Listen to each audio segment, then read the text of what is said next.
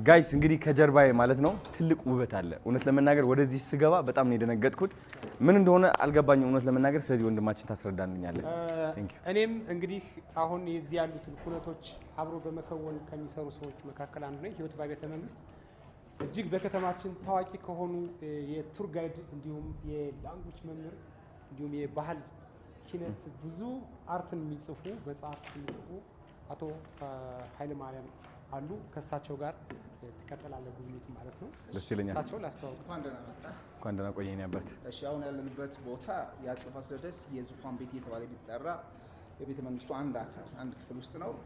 እዚህ ላይ የምታያቸው ሰዎች በአጠቃላይ በ17ኛው ክፍለ ዘመን የአፄ ፋሲለደስ ዙፋን ላይ ተቀምጠው ከባለቤታቸው ጋር ሆነው ይደረግ የነበረውን ክዋኔ ለማሳየት በሽርፍራፊ ለማሳየት ታስቦ የተዘጋጀ ዝግጅት ነው። እዚህ ላይ ደንገጥሮች አሉ ከእቴጌዋ ጎን።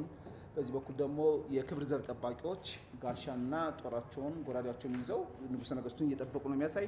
እዚህ ደግሞ መኳንንቱ መሳፍንቱ በንጉሠ ነገስቱ ጋር በአገር ጉዳይ ላይ እየመከሩ ነው የሚያሳየው። ስለዚህ ይሄ ቤተ መንግስት አካል ወይም ይሄ ዙፋን ቤት በዘመኑ እንደዚህ አይነት ነገሮች ይከወኑበት የነበረ ቦታ ነው እና ለማሳየት ተፈልጎ የተዘጋጀ ፕሮግራም ነው። በዚሁ አጋጣሚ አንተ መጥተህ ስላየው በጣም ደስ ይላል። በጣም እኔ ጥሩ እድል ነው በጣም ለኔ። እሺ የተወሰነ ክዋኔውን ያሳዩልናል።